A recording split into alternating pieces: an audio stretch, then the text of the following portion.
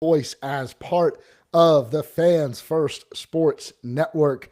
I am your host, Brett Rutherford, joined as always by my good friend and co-host, Darby Robinson. We are live on youtube.com/at Raise Your Voice and also available wherever you get your podcasts. If you're with us live on YouTube and you haven't already, make sure to like this stream and subscribe to our channel. Turn on those notifications so you can join us whenever we go live. And of course, you can always just download his podcast and listen afterwards as well.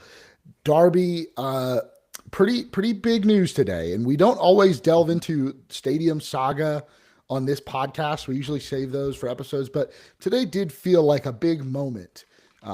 Maybe there wasn't a lot of real concrete news that came out of today's press conference, but let's start talking about it. The press conference led by Governor Ron DeSantis. I mean, he manned the podium with the Rays, backdrop behind him. Yeah. And it was his press conference. What was your initial reaction after listening to it this morning? His speech could have used a second pass or third pass because that was very rambly. But my initial reaction to everything, besides the a little overlong, a little tighten up things, it's very wild and very impressive, vibes wise, to have the governor of the state and the commissioner of the sport standing at this press conference with the Rays backdrop, announcing a clear intention that this is real. It is full steam ahead. We have talked a lot about, there's been a lot of talk online about all of the previous press conferences for a new Rays stadium plan, from the most hilarious memeable one that we had at the Dali museum. Oh my gosh. Just Sternberg, Brian, his oversized shirt. That should be the new podcast cover art. We could put our faces, mine and your faces, on. Oh, yeah. Brian Ald, and that can be the new cover art. There we go. Coming soon. You heard it here first. We've been down this road, and I know a lot of people, we sort of talked about this last week, but a lot of people are very frustrated with wake me up when there's, a new stadium, when it's actually there. And fair, that's fair. It is fair. It is fair. We've been through this. But I think the thing for me is that this is the first time with these people, right? There was a question at the press conference that was about what's different now? What we've done this a bunch of times. What's different now? The difference is it's different human beings involved. Well, yeah, and when you have that's different. A figure like Ron DeSantis, a very young man politically, right? That's kind of going to be on the job market here soon. He is, heading towards the end of his gubernatorial tenure. Yeah. This is someone who has a political future. And today was a very political press conference. I don't think there's any denying that. And Ron DeSantis has a political future, and he's putting his political capital into helping this deal get done. And whatever you think about Ron DeSantis, I think that is important to note. And it was my biggest takeaway from today's press conference. It's absolutely notable. And that's, I think, where, again, nothing, taking aside anything that you think about his even future political career and where that will go, this is somebody who was, either, I don't think. He is a rising, figure. Presidential candidate.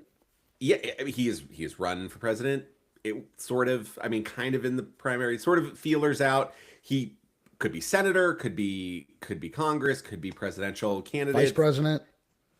There is a lot of, he is a political player in the Republican field, and so it's also a governor. That's the other thing too. It doesn't matter which political party. It doesn't matter your opinion of the governor. That is the highest chief of the state, putting their, that is a huge endorsement, no matter. And this is also, besides that, it's Ron DeSantis specifically is a governor who was not really aligned with the Rays previously. Very much, they seem to be quite at odds in the previous, in the past. So, and very publicly, yeah. So I think this is a huge, this was a press conference that was all vibes, all visuals. There was no like, Well, maybe a lack of visuals. well, We'll yeah, talk about there was that in no a second. renderings, but it was all just like, is this a thing that you support? And it was them standing up and saying yes. Yeah. But that's a big deal because like what is different is in the past the governor has not been on the side of a new stadium. Yeah. They've maybe said like, It's an easy thing. I like the Rays. Sure. I Yeah. hope You it never want works to say out. you don't like the Rays. You gotta, if you're the governor, you gotta like all the teams. I love Ron all the DeSantis sports. is a Miami in fan. the He's a Florida sport. fan. He's a Florida State fan. He'll go to all the games. But when Miami's in the national championship, he's going to be in his suite and he's going to be rooting for the Hurricanes. But Ron DeSantis being there, I think, is a big thing because it's such an easy thing for governors to just be like, that's a local issue. Like, we're not putting state dollars towards it, which Ron DeSantis said today. He said they're not putting state money towards the ballpark.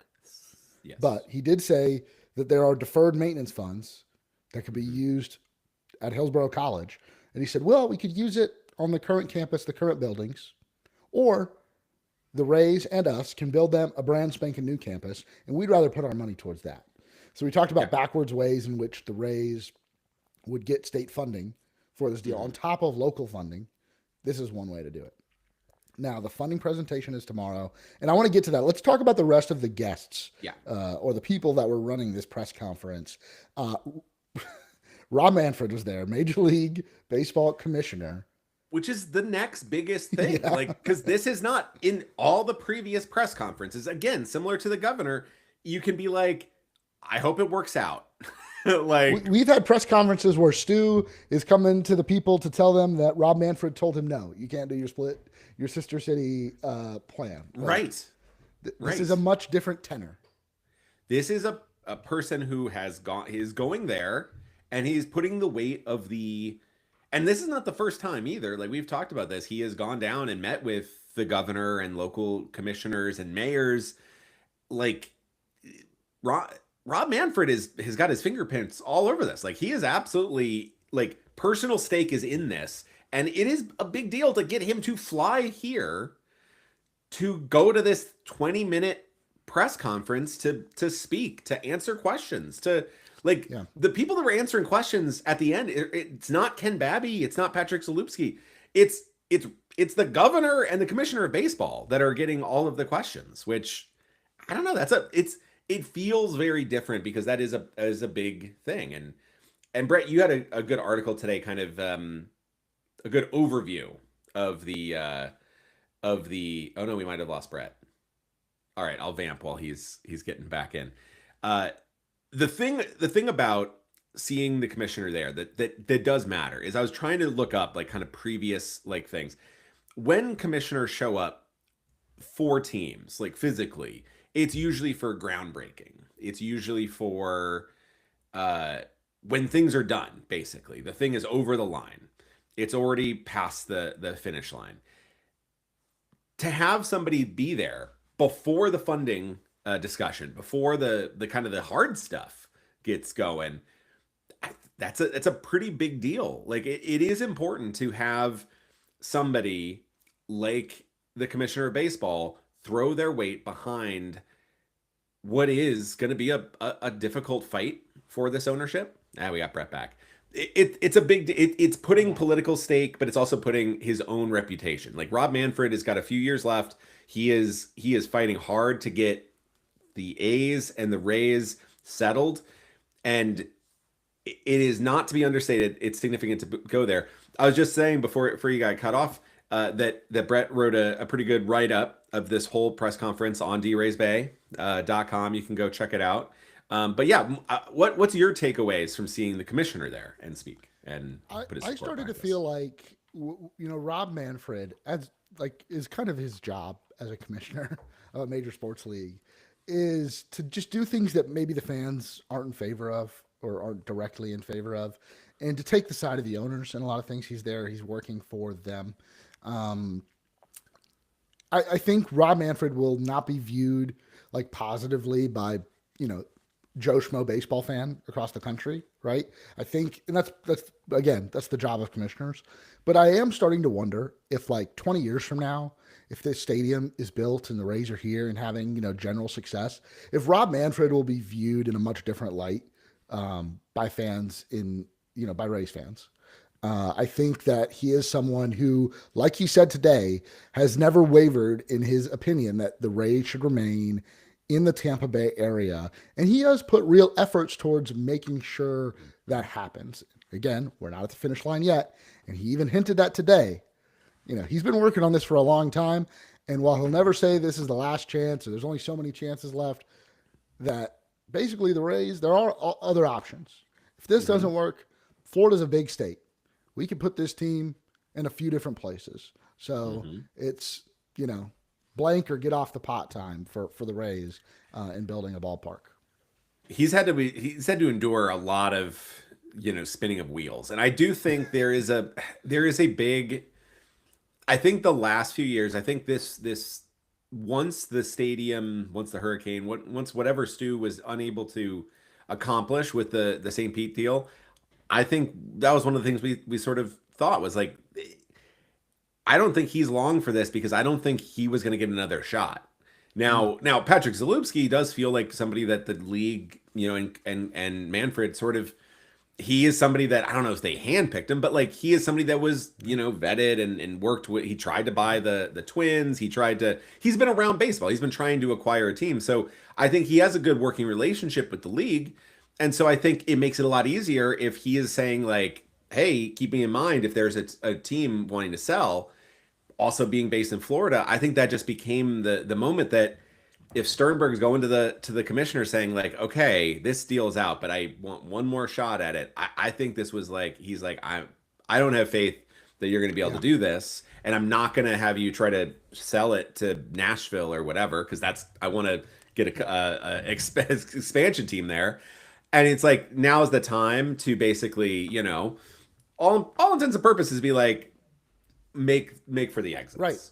Like you're going to get a great deal. I'm not going to like come out and say you have to, but he did insinuate revenue sharing could be cut off. He did insinuate some things in a bit more of a stick than less of a carrot. So I think this is Manfred has like heavily involved in this. And I think if this ends up working out and this deal is not a boondoggle for the county and city, like that's a big deal too, that this is something that not only does the stadium get built in Tampa, but it's also a good economic impact, like the Battery has been for the Atlanta Braves. Then not for Atlanta, for Cobb County. That's why I said Atlanta Braves. Atlanta Braves. and the county that they now reside in. I think Manfred would absolutely be viewed as a hero in Tampa. Like I think he is somebody. He also mentioned like really well. Like I thought his speech was, I mean, it was also again lowered expectations after Ron's kind of more rambly speech, but like Manfred delivered his speech really well. He kind of laid out that like the Rays in particular as a franchise have been very, very impressive and very important to the league with innovation. And I think that's also a cool sign to like have that hat tip that like this is not the Yankees, the Red Sox, the Cubs, like these historic franchises, but in a very short time, this franchise has written some pages in the book of baseball. And I think it's cool for the commissioner to say that, to say like, this is why this matters, to get this done, to keep this team, to not lose that team. I think there's another big part of this is that he's already lost a team. Right, to relocation. Yeah. And he does not want to be the commissioner that loses two. He wants to be the expansion commissioner. Exactly. He wants to be the commissioner that brings the league into the 21st century.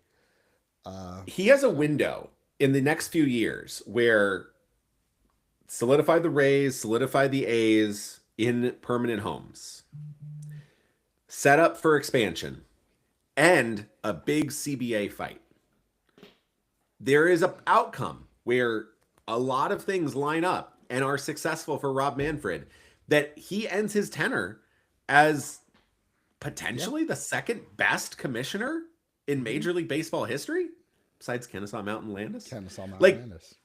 which nobody's ever going to top that name, but also like he is still the best commissioner. But like there's a very like real possibility that Rob Manfred, like he has expanded the game. Like I don't agree with a lot of his decisions, and like I don't love the pitch clock, but it has been an undeniable success towards increasing ratings. The game viewership is getting younger. Like there's a couple of big potholes that he has to navigate here, but like the Rays getting a stadium built, finalized, staying in the Tampa Bay region and that market is one big domino towards his path towards like a really amazing conclusion and kind of rewriting a lot of his early years as commissioner. Like I think he could end like, I mean, like it is a very impressive like outcome here, and I think that's why he is so personally like at stake that like, you know, don't mess this up basically. Yeah. This is it. Dr. Kenneth Atwater, the president of Hillsborough College, was there. I think, obviously, that just made a lot of sense. When you hear the term public-private partnership, Hillsborough College is going to be at the forefront of that. Mm-hmm. Education is going to be at the forefront of that because, like, one, optically, it looks really good, right? Like, we're making sure Hillsborough College is taken care of. That was repeated by, like, everybody today.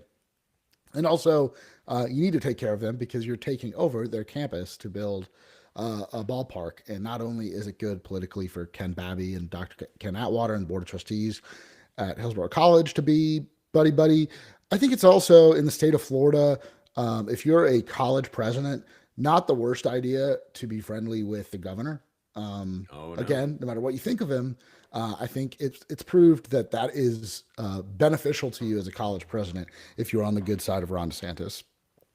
So I think it was important that he was there. You mentioned, which speeches maybe were a little tighter and punchier than Governor DeSantis. I thought Ken Babby did a really solid job. And listen, I don't want to say like Ken Babby's not reinventing the wheel here. He is saying the things you're supposed to say. It's really easy to win a press conference. The previous regime wasn't great at winning press conferences. I think this one is going to be much better at it, especially when Ken Babby is there. The only change I would have liked to make about today is that if Ken Babby were kind of leading the press conference and we got to hear a little bit from the governor and the commissioner. Instead, this was very much a Ron DeSantis centric event. Yeah. Ken Babby, again, like another, home run. Like Patrick Zalupski and Bill Cosgrove were both there in present. They were there, but like, I think again, Patrick Zalupski being the chief owner, like he is the principal owner of this. He put up the most money. He is very wisely not the face owner. Like he has basically said that he's wisely picked Ken Babby, who is really good at this. Like he's not the vice president of blank. He's not the president of blank. He is the chief executive of the Tampa Bay Rays. He is running the ball club. We're going to provide the money. You run the ball club. And that's exactly what's happening. And it's I think very good for Major League Baseball that a guy who has successfully run two of your minor league teams, who is clearly passionate about baseball and who's really clearly passionate about engaging the fans, right? I think engaging the community, we talked about this. It's not like necessarily reinventing the wheel here, but it's very refreshing because we have had so little of that. We have had all carrot, no stick for a decade. Like it's been they need rough. To back it up. They need to make this happen. Again, you can say I could go out there and I could have a great press conference. The problem was the previous administration didn't. They had so many layups that somehow they were wide open in the court and they threw the ball backwards into the concession stands and hit a child. Like, I don't know what happened, but like, that's the problem. That's what I think, like, there's still a long way to go. We're not bronzing the Ken Babby statue just yet, but it's really, really, really good to have somebody who is charismatic, articulate, who can seemingly at least, and I do think it's genuine. I don't think he is, I think I usually have a pretty good BS meter when it comes to genuine versus kind of forced. And I think Ken Babby absolutely does really like baseball and wants this to be successful. Right. I think Zalupski is just showing some really smart signs to basically be the money, hire good people, and stay back. That's the other thing. Like Zalewski wasn't there, and nobody there is really, because Ron DeSantis said funding. That's not on me. That's on you guys. Funding. Rob Manfred, public-private partnership. They'll figure it out. Ken Atwater's not getting asked about funding. He needs the funding. Ken Babby, we want to make this work. We want to reinvest in the community, and the community reinvests in us. Nobody really could talk about dollars and cents. And that was I think my other biggest takeaway is this was not really about funding at all. I'm not naive to believe that they have a plan. I think they do. I think they better be. And the big question is, can they pull this off with the local officials and local government that is needed to get this project going? I think once it gets going, there's a much better chance of completion, but you got to get over these initial hurdles. I think you and I both feel pretty optimistic about this, though. I do. I am very optimistic. I think we talked about it last time, suffer once. Yeah. I am not taking, I'm purposely working really hard to not take the disappointments of the past and internalize that towards this, because it's not fair to Patrick Zalewski and Bill Cosgrove and Ken Babby and even like the county. We have seen like Ken Hagan blow hot air and smoke and be really frustrated by him for years. But I think this is an opportunity to have a fresh start for everybody, right? Because it's not all new faces. Mayor Jane Castor is still there. The county commission is mostly the same. The city commission is mostly the same. So we know kind of those pieces, but this is a new day for the Rays, and it feels new. We didn't have the governor and the commissioner of baseball this firmly staking, their claim that this is here. This press conference, you have in the audience, you do have the Hillsborough County commissioners are there, or councilors are there. Mayor Jane Castor is there. You have Patrick Zalewski and Bill Cosgrove, and I'm sure a couple other of the partners are there. They were seen later. I think this press conference is an interesting thing because it is the optimistic, we're on the same page. We're not there yet. We haven't gotten the agreements, but we actually are all talking.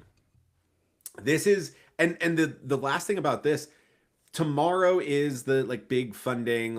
It's the first time we get confirmed numbers and confirmed plan, and we lay out the plan, and there'll be a big ask, and then there'll be this is where it's coming from. That's going to be really big. That's going to be huge, because that's the hardest part about all of these things is who pays for it and how much. But what I have been very impressed with is the amount of work that this group for the Rays has done behind the scenes that have not used the media to run it. I think one of the things that's maybe been a detriment to them is the Times has had some really highly skeptical coverage. Not their coverage is skeptical, but their coverage is there's so many questions because not a lot has been revealed. And that's totally fair. I think the thing with that, though, is not a lot has been revealed because the stuff is working and there's nothing to talk about. I think the Rays aren't saying we're going to be asking this. We're they're not floating numbers out. They're not trying to leak stuff. Some things have leaked, but not a ton. For the most part, this has been It's quick. And it's quick. I think this has been a really, it's a very different style of negotiations than we've seen or been accustomed to in the Tampa Bay area with the Rays the last couple of years. And it feels I know there's been other sites under the new ownership that have been looked at and even mentioned and reported on, but it feels like this has been plan A, and we're not going to say that there's not plan B, C, or D, but this is plan A, and we're going for plan A. We are putting all of our efforts towards building a ballpark at this site, this 100+ acre site. And what better place to do a private public partnership and try to get a ballpark built right across the street from Raymond James Stadium, which I want to get into a quick segue into Lightning Minute, we're not doing any more Bucks Minutes for a while. But Lightning Minute might become a recurring segment on the show. Just the other night, the Tampa Bay Lightning complete the greatest comeback in franchise history to beat the Boston Bruins 6-5 in a shootout at Raymond James Stadium, outdoor hockey in Tampa. There were snow flurries in Tampa the day before. It was dropping into the high 30s. It was perfect hockey weather in Tampa, Florida, for that game at Raymond James Stadium. It's like one of the highest rated hockey games on cable in like the history of the NHL. It was the largest comeback for the Lightning in a game that they won, and it was just kind of a perfect night in a big event, the type of big event that the city of Tampa likes to host, Hillsborough County likes to host, and we've seen that stadium host Super Bowls, college football national championships, major concerts. Now an NHL game that was, by all accounts, a massive success. Well, I want to get in on those vibes, right? I want to get in on that energy. Let's build our ballpark right next door. How awesome was that Stadium Series game, though? Oh, it's amazing. It was amazing. I mean, like that is, if you're the NHL, that is exactly what you're hoping for. Is high scoring action, just Theatrics. So much fun. You've got the Pirate goalie fights. Goalie fights. It was very much like a John Cooper wearing a zoot suit for some reason. It's crazy because you watch the players come out and I'm like, okay, I know it's Gasparilla weekend, but I'm like, are they going a little overboard with the pirate stuff here? Like, there's nothing in the Lightning branding about, No. Pirates. You are playing at Raymond James Stadium with a giant, and there is a giant pirate ship. You so have to dress the pirate ship in the room. Like Tampa can get the Gasparilla. Like some people, I don't know, might see that a certain way, but like if you're Tampa, you really have to lean into it. If you're going to be the city with the pirate parade, you got to go all out with the pirate stuff. Yeah. Then you have John Cooper, who's like one of the most respected coaches in the NHL. Yeah, Hall of Famer. Going to be a Hall of Famer. Trying to win an Olympic gold medal this year. And he comes out looking like Tony Montana from Scarface. And then you go down 5-1. The deepest unbuttoned shirt. That was a lot of John Cooper. You score 11 seconds in and like the building explodes. I'm like, oh my gosh, this is going to be an incredible night. Then you go down 5-1 and you're like, what a joke this is. We're out here in front of, 60,000 people, or I don't know what the attendance was. It might've been more. And you come back all the way to win in a shootout. So well done to the Lightning. Well done to folks at Raymond James Stadium. They pulled off a great event. It's such a huge, fun event. It puts the city in the spotlight. You had all sorts of people. You had all sorts of celebrities there. You had Kyle Tucker was in attendance. Tez Johnson and Chris Godwin were like ice side. Really great mic'd up. It's all over NHL socials. If you got to check it out. Tez Johnson he is great. I love Tez Johnson. Anytime he's mic'd up is awesome. But he was at his first hockey game and loving it and getting into it. I'm going to bring this up again. I think we kind of went back and forth on this in an earlier pod about here is another example of it being an issue that the Yankees are the current next door neighbors to Raymond James Stadium, is because on the telecast on ESPN, again, this is one of the highest watched hockey games ever, regular season games.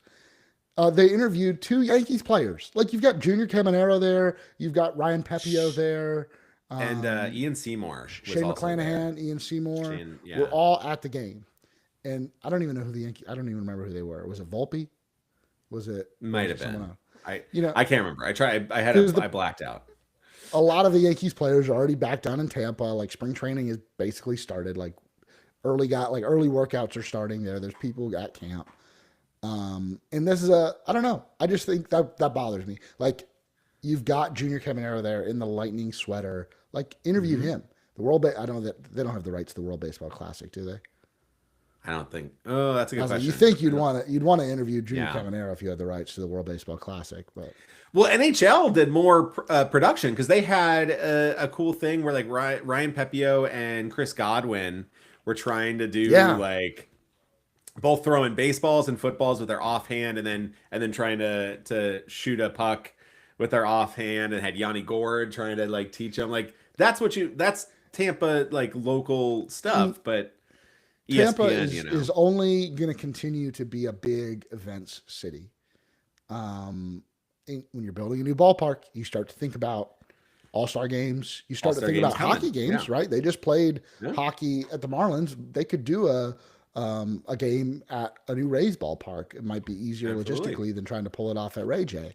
You're talking about major concerts, and you're talking about mixed-use development that I know the Bucks, there's some rumblings that the Bucks might not be fully on board with what's going on. I have to think like rising tide lifts all boats.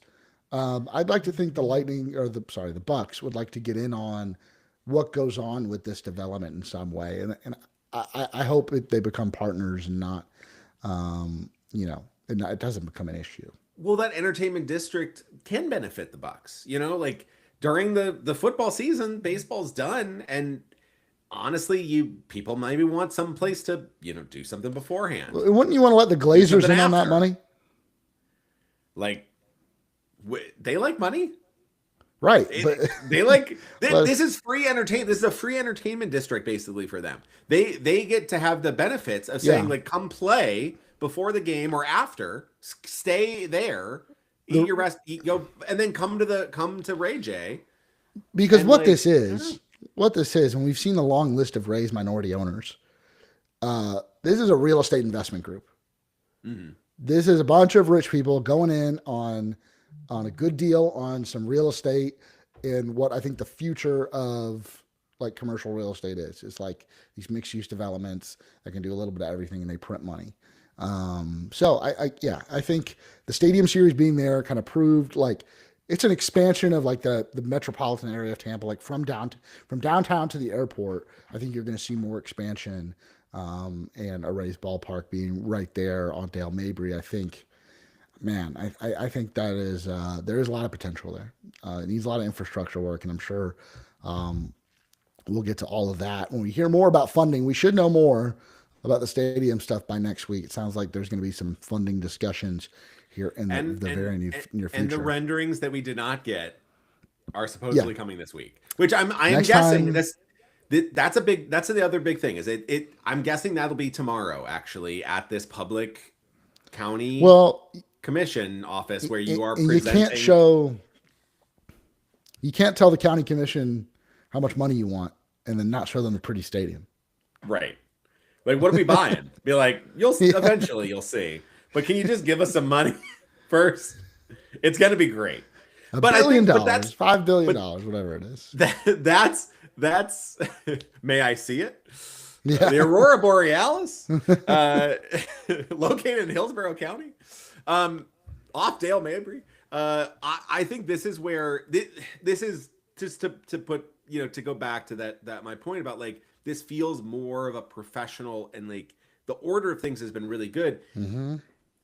The renderings, it would be very easy to throw a bunch of really pretty pictures up on poster board and have it all around there, or a little digital presentation for the audience and everybody claps. And you're like, great, how do you pay for that? And you go, that's coming later. But like, just look at these awesome photos.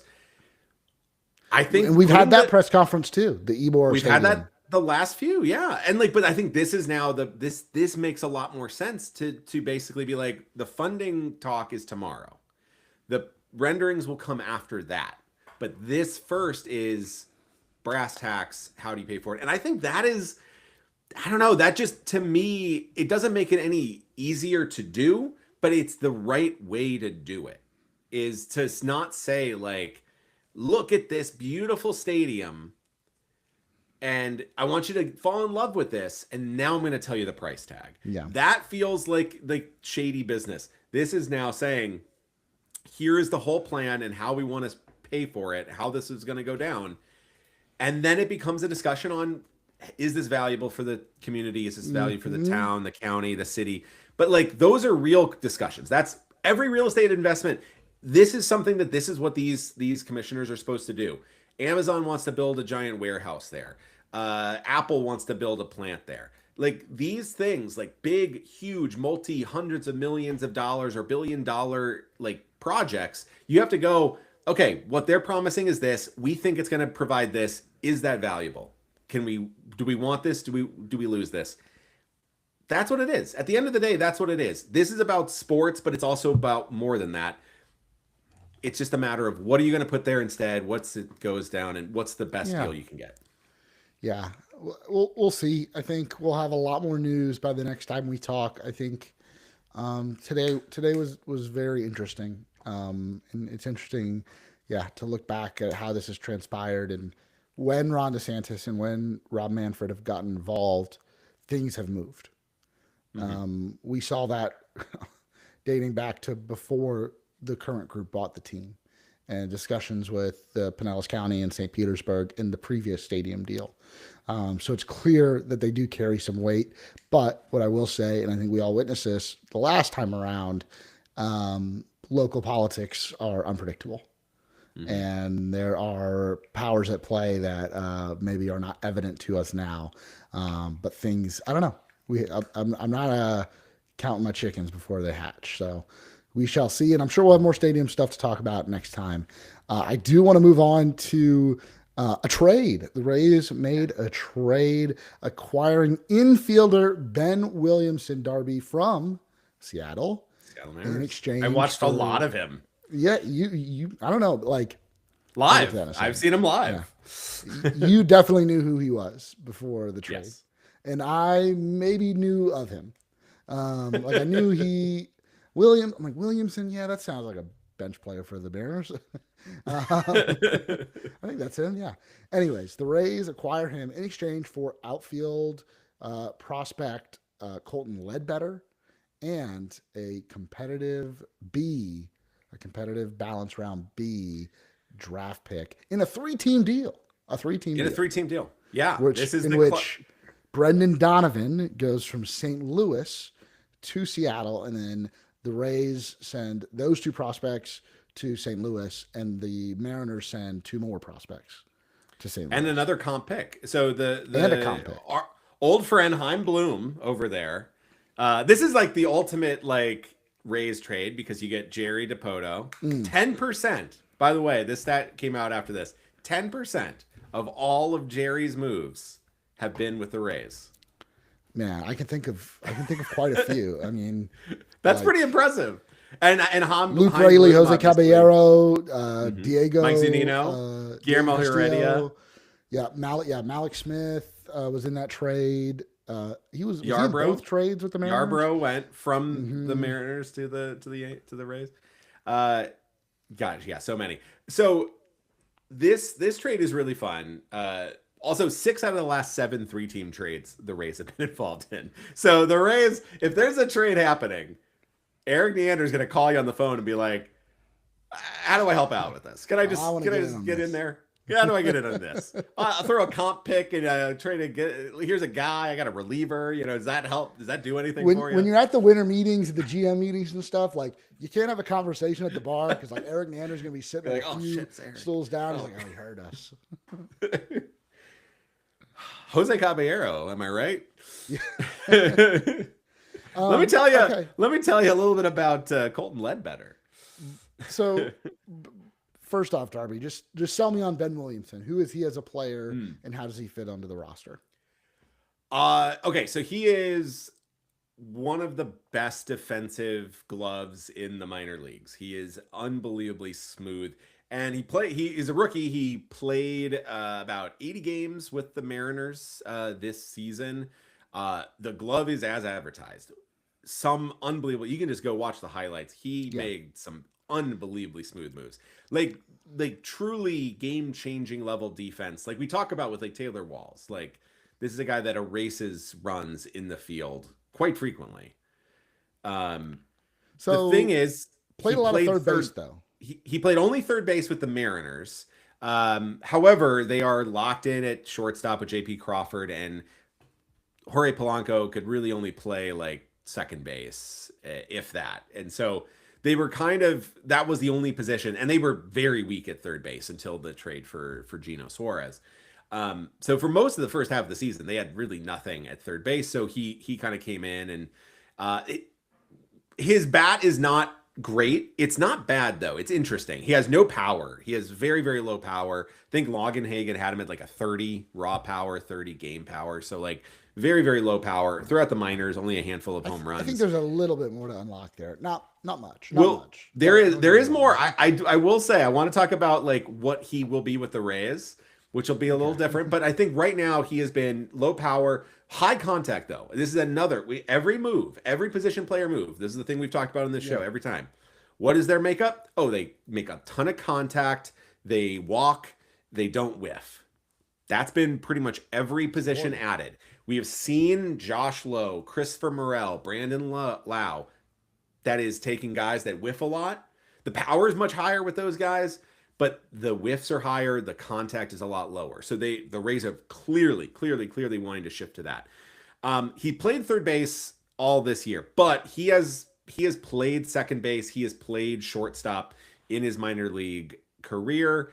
He has the athleticism to play all over. I don't know if he's like a plus shortstop, but I think he's probably a plus third baseman and at least a plus second baseman, and potentially like it's third and second are just easier positions to play than shortstop, and so he hasn't just like had the opportunities as of late at shortstop, and like you said, they have J.P. Crawford. I'm not saying that Ben Williamson will never play shortstop for the Rays because I'm sure he will get at least a few games. I will guarantee you he will play at least one inning. I'll go over at shortstop. Over one inning for sure. But I do see him, based on what I know about him, as primarily a short-sided platoon to Gavin Lux, and also a guy to give Junior Caminero a day off every 2 or 3 weeks. Late inning defensive replacement. Late inning replacement, maybe a little bit of a runner. And maybe a guy like maybe they take him down the Jose Caballero path and get him some time in the outfield at some point. Maybe not this season, but maybe going into next. And this is a guy that's controllable and is still very young and into his big league career. And he has options. So I think he's a fit for the roster currently. Yes. But you always have the option to send him down to Durham. So a valuable piece right now for the Rays. I legitimately like this trade. At the start, I was like, how does that fit? And then the more I really like the price is Ledbetter. I'm not worried about giving up Ledbetter. He is a promising prospect that there are some interesting parts to his game, but he's going to be Rule 5 eligible after this offseason, meaning you're probably going to have to add him to the 40-man roster. And do you want him taking up a 40-man spot when he's still, I don't know, maybe 2 years away from being in the big leagues? He's probably going to be in AAA this year. You kind of needed to clear some space because you still have outfielders on your current team that are probably going to go down to AAA, like maybe a Chandler Simpson. Well, and it's not too dissimilar to where Cameron Misner was. There is a lot of talent. There's a lot of athleticism. Eric Longenhagen of the Prospect Guru for Fangraphs sort of had a thing about Ledbetter before obviously the trade, but he was basically saying like not athletic enough to play center field, they're not speedy enough, and then more in the corners, but probably doesn't have enough power, kind of maxed out at 24, probably a platoon kind of guy, 40 value, 1 WAR type of outfielder. So some guys, I think Baseball America is a little higher on him. Baseball America though, in their top 30 does not have him in the top 30 for the Rays. Had him, I think, 8th in their outfield prospects. He's not a top 100 guy, like nowhere near a top 100 guy. Not a top 100 guy. And Baseball America has him as I think in their latest one was the 8th. So he was a top 30 guy, but then the Rays have added a lot of outfield talent. Slater DeBron, Austin Overn. So I think like Aiden like Smith, like I think there's like guys that have sort of shifted him down quite a bit. So I think Ledbetter, I think there's some outcomes where he is actually quite good. He was actually taken 2 picks ahead of Ben Williamson by the Rays. The Comp B pick, I think, is the bigger loss. I think that's probably the bigger gain there. That's the one that I think even Leander probably doesn't like parting with. Yes. You have to that has to be the thing he stewed over longer in this deal to acquire Williamson. But you Agreed. look at the type of player that you get with a pick like that, and it's like a Ben Williamson I mean, or Ben Colton Williamson was Ledbetter. the 55th pick. Yeah. That you traded the 73rd pick. Yeah. I mean, you probably are drafting a Ben Williamson. Here's the thing with Ben Williamson, and there's been a lot of comps been thrown around, like Matt Duffy, Jose Caballero, even, like Hmm. he's very similar. Joey Wendell's been the big comp, obviously. Wendell, when he was acquired by the Rays, huge defensive guy, contact bat, not a lot of power. Rays sort of turned him into something really special Yeah. with the Rays. The comp that I've really come around and I really like kind of see there is Ernie Clement. Mm. And the thing is, Ernie Clement, kind of had a breakout with the Blue Jays the last couple years, was huge for them in their postseason run, kind of in the bottom of the order. Was a guy when he was with Cleveland, no power to speak of, right? Like just a handful of home runs, always a great glove. Throughout the minors, like no home runs, like one home run, two home runs, like just a handful.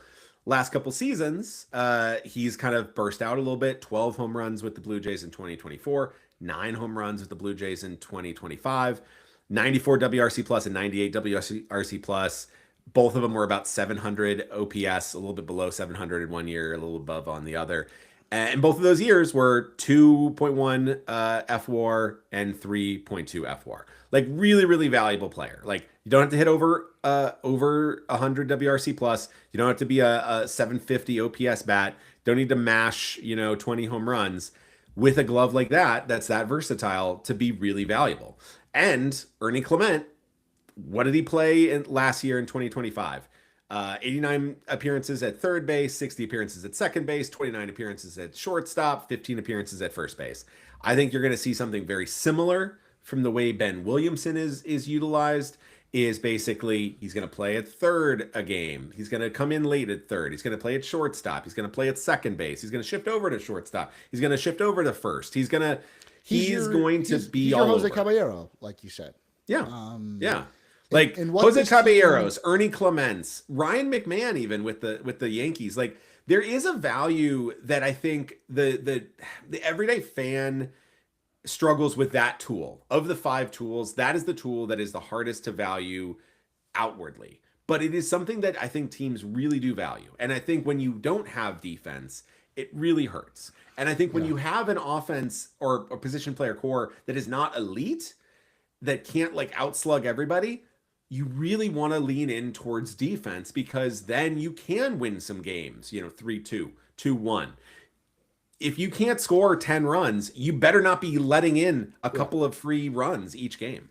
Like the Rays and valuing defense, and a lot of it was injuries last year. Like you put yourself in some really bad defensive spots, and it seems like they're really trying to course correct here and make sure the roster from top to bottom has more defensive options. And the way the Rays are currently constructed, we've talked about this. I think that they are, at best, an 85 win team, which is good. 85 wins probably gets you to the postseason. I think they're right around 500, maybe a few games below that. With that being said, I think Eric Neander sees the value in, okay, let's try to raise the floor enough to where if everything breaks right, we stay healthy, maybe other teams go through some bad form, we sneak into the postseason. We have an 85 win year. We need to make sure that we're defensively sound. We need to make sure the 4 players on our bench have roles on the team. They cannot be true bench players. They need to be able to fill in on defense. They need to be able to run, or they need to be able to be in a pretty strict platoon. And in the good years, the good Rays teams of years past had those types of players. Joey Wendell is one that we talk about a lot. And a guy who kind of, when the Rays traded for him or the Rays picked him up before the 2018 season, it was a joke, right? People made fun of the Rays for it. Rays fans made fun of the Rays for picking up Joey Wendell. And he turned into one of the most important players of that era of Rays baseball as a role player, not as an everyday player, but as a role player. Obviously, the super utility player, you had Ben Zobrist, right? He is the patron saint of super utility players. The uber utility. Yeah. So this is a type of player that the Rays have loved for a long time. I think it's the type of player that the Rays were missing in the last couple of years. I guess they had Caballero, but I think Williamson could be even better.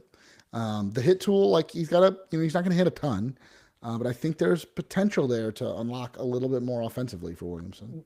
Well, I do think there is something there. Yeah, like the bat speed is average, nothing too special. The power is low, but there was a really good kind of, I don't know, like article, which I guess you can do now on Twitter, on X, the Everything app. But Mikey O'Connor, who's a really good follow if you're still on that site. Um, but Mikey O'Connor some team will be able to pick him up into like their, front office somewhere. But basically, he kind of wrote like, how do you kind of fix Ben Williamson? And like one of the big keys is he can hit like pretty like good slugging on the outside pitches. Inside is where he's struggling, which means that he's getting too long with his swing. He's not like getting around. He's not meeting the ball where you need to meet it. Basically, one of the big keys to the Rays the last few years was basically acquiring guys like Isaac Paredes and a lot of others, which is saying get out in front of the ball with plus like pitch recognition and like contact rate. Contact it earlier, contact it in front, get it in front of the ball, and that way you can generate more pull power, which is where all the power will kind of come from. So is he going to be a 20 home run guy? I don't think so. But like if he becomes like an Ernie Clement who can get you 10 home runs with that defense, that's super valuable. And so I think, as is Ben Williamson, I think there's more to the bat than he's shown, but he doesn't need a ton more. Right now, Zips for the season has him as like a 650 OPS, 87 WRC plus guy. That's worth 2 wins in their algorithm with only 5 home runs. Like that's how bad the bat is, that it can still be a 2-win player in a utility role. That's valuable. That is what good winning teams have. Is something the Rays have kind of missed was really just like top to bottom. Your entire position side are people that can contribute in some way, that are not negative. You basically want to line up in a thing of just non-negative players. And the last couple of years have been too many players that are dipping into the negatives. I think Ben Williamson is a really good, another high floor guy who provides quite a bit. I'm excited about this move because this feels like we sort of were talking about, like kind of getting back to like that old Rays baseball where you have just versatility, and there's versatility in the pitching, in the bullpen, in the lineup. This not static. It is not just saying like we're just hoping that this guy can crank a homer. We're saying like a lot of movable pieces. And Eric Neander kind of mentioned that, was like saying, like Kevin Cash, works really well with being able to kind of maneuver pieces around on the board and kind of getting him another guy that can do that for him. And I think it's a really, it's not a huge move, but it's the type of move that like for that price, I think is very valuable. And I think it's a move that we could easily look back on as like another kind of Joey Wendell type where you're like, wow, that really kind of came out of nowhere, but what a valuable piece. I'm glad they're on this team. Yeah. I don't want to oversell it. Like he is a role player. But I do think the defense is a big thing. And the comp was to Ernie Clement and not Aaron Judge, just as well. Like it is like, it's not, they didn't trade for the big dumper. They didn't trade for that. It's you're looking for Jose Caballero 2.0, not, know. And from a roster fit standpoint, this just makes so much more sense than like Brett Wisely or, I don't know, like Richie Palacios' role seems really uncertain with the Rays right now. It's tough. He also has an option, so that kind of makes him even more tempting for Durham bound. But because one, you needed a right-handed hitter, and like they still might be in the market for a right-handed hitting outfielder. Who knows? But the roster does feel a little bit more ready for a season, and with guys that have options, You also have a lot of spring battles. I don't know if Hmm. it's true battles based on their Grapefruit League stats, but the Rays will get a chance to see some of these guys, a lot of them for the first time. We have a lot of new players Hmm. to see them in camp here this month, put them through workouts, see who's going to be a better fit for the clubhouse and for the lineup. And yeah, I think they have plenty of options. I don't know if any of these are like big breakout. Ben Williamson's not changing my opinion of the team that much. Like I'm bumping him up maybe like a win or two in my head. I don't know. Right. Yeah. And like that's the type of player Ben Williamson is, and we'll go from there. But if other things break right and you have a Ben Williamson, or the other thing, injuries happen. If you needed someone to fill in at any of those three infield positions, I feel comfortable that Ben Williamson can do that, have an 80 WRC plus, and play Gold Glove defense. Right.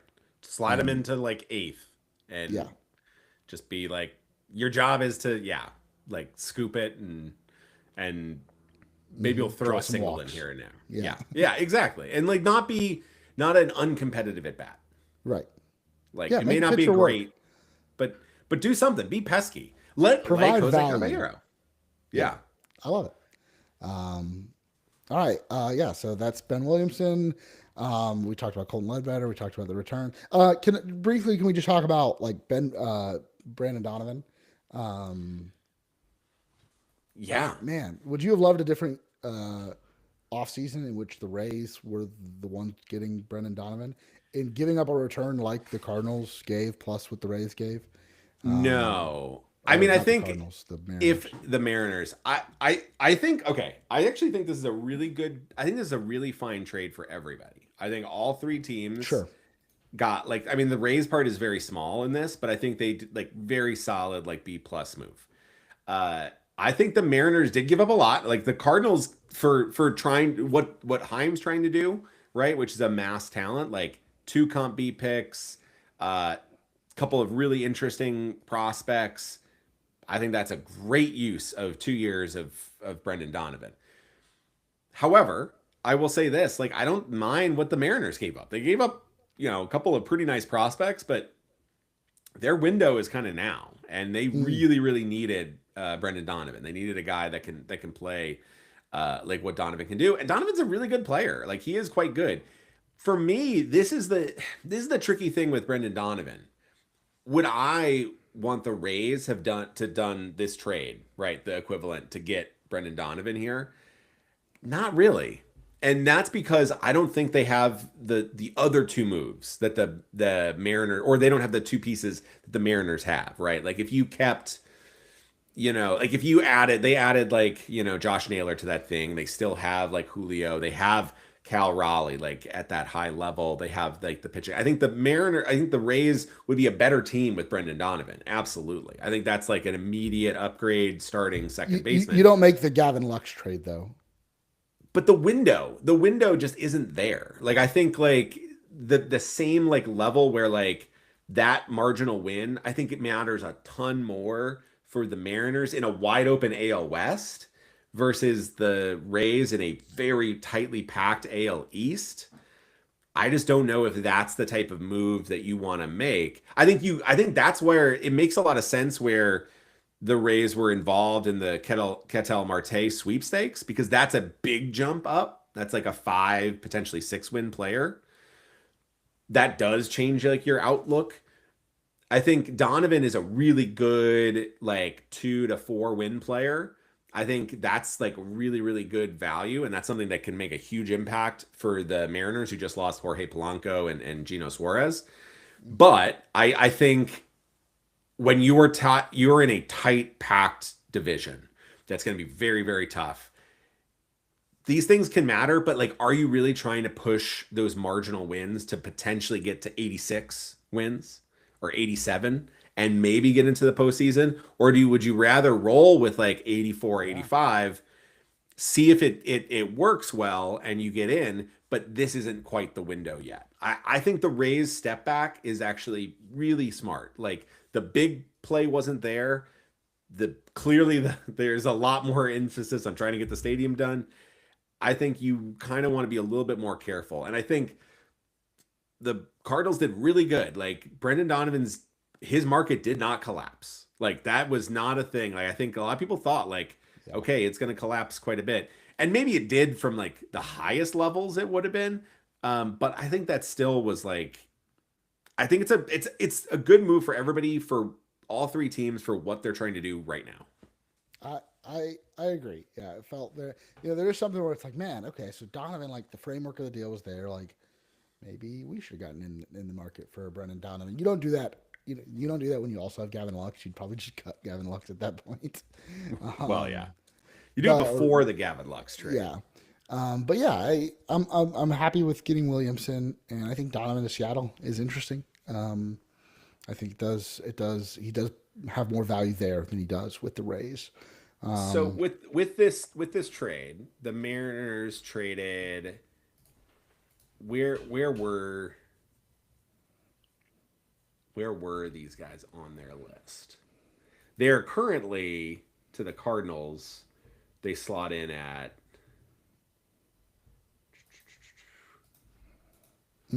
like it was like 2 top 10 Yeah. guys.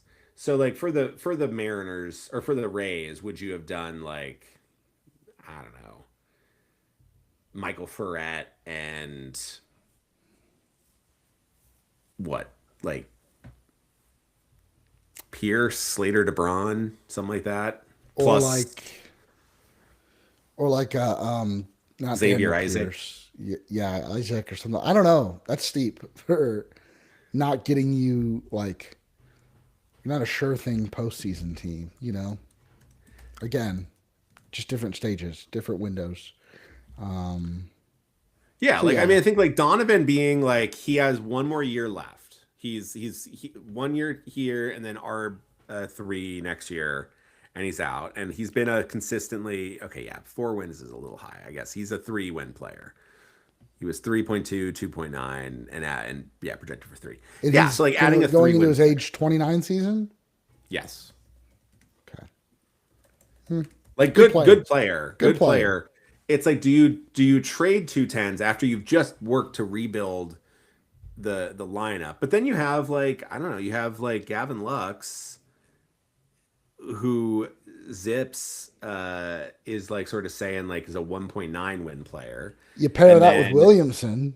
who's a 2-win player. And like, yeah, like that's like kind of like the classic like kind of Rays thing, right? Is like you're still building for the future because you're keeping your prospect capital, and you are taking a higher risk version to get to the 3 wins that Brendan Donovan gets you with 2 players instead of 1. Like that I know fans will be very frustrated with that, but like I do think like I think Brendan Donovan adds a lot more at the deadline last year for the Rays than he does in the offseason for the Rays Yeah. this year. I think it'll be interesting because we're looking at this at a Brendan Donovan lens or a Ketel Marte lens. I think the easiest or the most straightforward lens to look at this is you had Brandon Lau. Right, you could just have had keep Brandon Lau. Yeah. For 11, 11, $12 million, whatever it is. For Anderson Brito and Jacob Melton. I should have just said that. What about would you trade Jacob Melton and Anderson Brito and Colton Ledbetter and a comp B pick for But Brendan will Donovan? you like be better at second base with Lux and Williamson? More guys will play second base. I think those will be the two with the most innings. Primary, yeah. Right now, today, if the season started, that's who I'm. That's yeah. And I think you can make it up in an overall production, like wins above replacement stance. I'm not worried about that. Like, sure, like they're going to play good defense. I do think if you want to win, like you need to find ways to add more power to your lineup. And the Rays have lost power in their lineup. So that is an interesting storyline, I think, going into the season. Will guys step up? Like, one, you need Caminero and Diaz. Like, they're going to hit less home runs this year. They were Steinbrenner Field merchants. And that's okay. Like, the home runs still count. But you're not playing at Steinbrenner Field again this year. Yandy cannot hit a line drive to right field. That's just a home run. They just squeezes over the short porch. Junior, might only hit 35. Still really good for a 22-year-old or 23-year-old. But where will the power come from in the Rays lineup? I think that's a big question mark. Could come from Jonathan Rondo. I think you're gonna see a lot less power, but I think you're going to try to see the end of the day is you're trying to generate runs. But you could see and like you look at Jacob like Melton with more power than Chandler Simpson and Jake Mangum, right?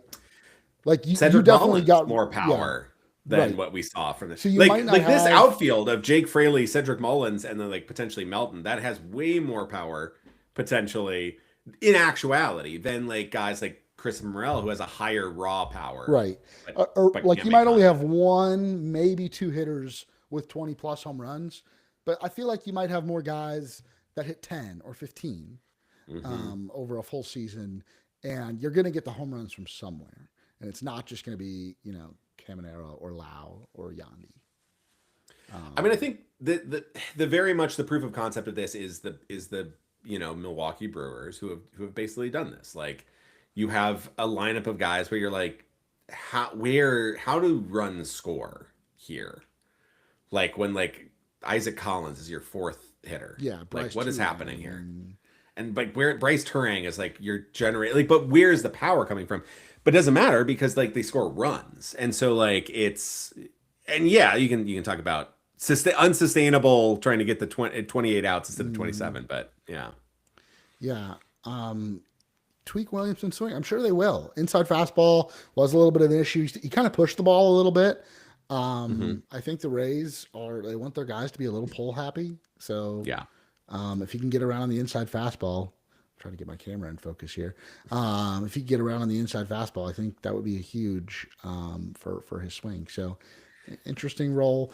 Before we go, we're over an hour, but before we go, some news about the Rays TV, the telecast for the upcoming year. And this is happening to a lot of teams. We are kind of in the sunset period for the regional sports network. They are really on their last legs. Like once the hockey and basketball seasons finish, they are gone for most of the country except for a few really big markets. But the Rays, for I think the first time in their existence, will not be on the channel that has gone through a million different names, from Sun Sports to Fox Sports Sun to Bally Sports to FanDuel. They will now just be produced by Major League Baseball. And won't be, they will be carried, I think, in market. The Rays are working on details for that, but the games will be produced on the MLB app, and in market fans can watch the Rays on the MLB TV app.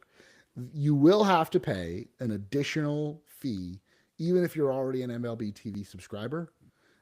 So that might come as a surprise to you. You do not just get them included in your package. I'm sure there will be an option to subscribe to the team plus whatever your package is. But right now, the St. Louis Cardinals, and I think one other team, are running a sale. The Mariners. The Mariners and the Cardinals both had the same exact pricing points. Where it's $20 a month or $100 for the season to get the Rays on sale, which is about what you'd be paying for FanDuel Sports Network. I think those prices are pretty comparable. You'll just get the Rays. Like if you do FanDuel, you get the Rays, and well, not even the Lightning this year because the Lightning left. Yep. So it would have been just the Rays. And so the price point, I think, is pretty fair. This doesn't include any nationally exclusive games that the Rays are in. So Apple TV, or I believe they'll be on Peacock for some Sunday morning games. They're not going to be on NBC for Sunday Night Baseball at all this year. Which I'm kind of bummed about. It seems like they're building something really cool at NBC. I'm very excited to make Sunday Night Baseball a part of my weekly viewing. Again, I kind of stopped watching when it was on ESPN. I'm very excited for the Jason Benetti led Sunday Night Baseball on NBC. I mean, Benetti's one of my favorite play-by-play guys. Is I think the best in the business, and he's being treated as such. And that's exactly the type of person you want, running that. And I think the NBC is just they've been crushing it with the return of NBA on NBC. NBC is always king. Yeah, this really makes me be yeah, I'm so excited for Sunday Night Baseball now. I don't think they've hired their sideline reporter, and it really should be Trisha Whitaker. It would be Does Apple just have the hooks in? I don't Yeah, know. I don't know. I'm sure they're paying her well, but this seems to be like this is going to be the premier broadcast Yeah. for baseball. And than Fox still has the World Series, but this does seem like it's going to be appointment television for baseball fans. So, anyways, the Rays are not going to be on that this season. You can relax. You can yeah, relax. You watch some other can games. celebrate the Rays win and then just watch Sunday Night Baseball. So yeah, I'm sure we'll hear more about the Rays like TV plans. The other thing that's important is that the Dwayne and BA are still like you're not losing Dwayne and BA and Rich Hollenberg and Doug Wechter. All the They're all employees other of the team.